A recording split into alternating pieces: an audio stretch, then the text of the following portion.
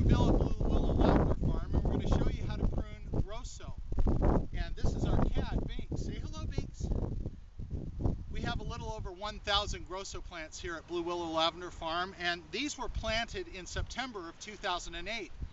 It's October 7th, 2010 today, and so these are just a little over 2 years old in the ground. Now this plant has produced 2 blooms this year.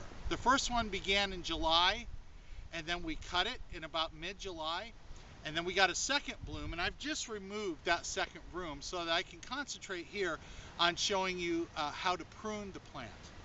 Now Grosso is a beautiful plant. It's so useful for cut and dried flowers, and also for the buds, which are used in soap and distilled, and it's really an all-purpose lavender plant, really the best. If you're going to have lavender, you sure want to have Grosso.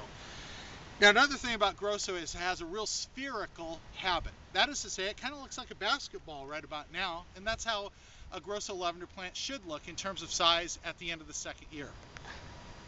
And so we want to maintain that spherical habit.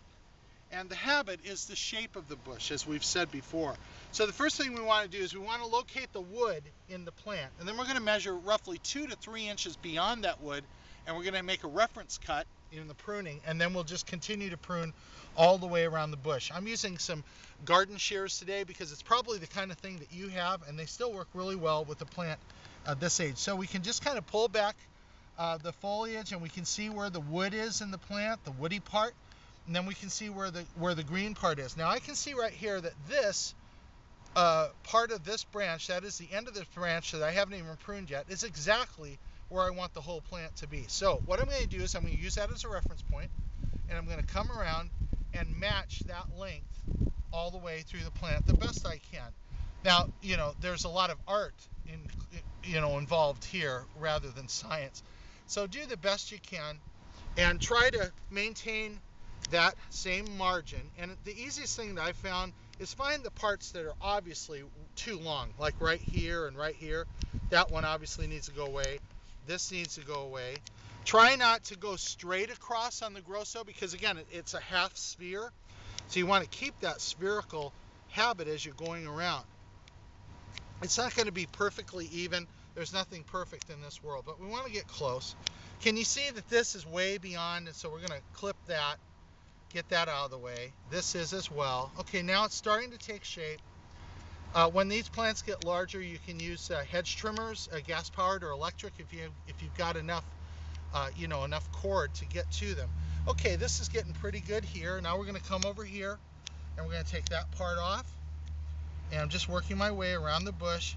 I try to stay above it as much as I can because I can kind of see the shape that I'm after.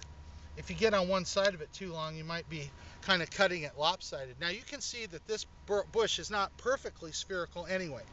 I can't really fix that a whole lot at this stage. I could take more here than I have, but I'm going to live with that. I'm just going to say, well, that's okay. Because just like the rest of us, none of us are perfect in our appearance, and lavender is no different. So I'm just going to come around here. I'm just about done. Doesn't take a long time, especially when they're little. But it's so important that you give them what my wife calls this haircut every fall. Okay, now that's looking really good to me, and we're going to call that good. So we've pruned the Grosso. We're within 2 to 3 inches of where the wood ends, and now that's just going to start to go dormant and go to sleep this month, and it'll wake up again, Lord willing, towards the end of March. And boy, when it does, it's going to really be beautiful.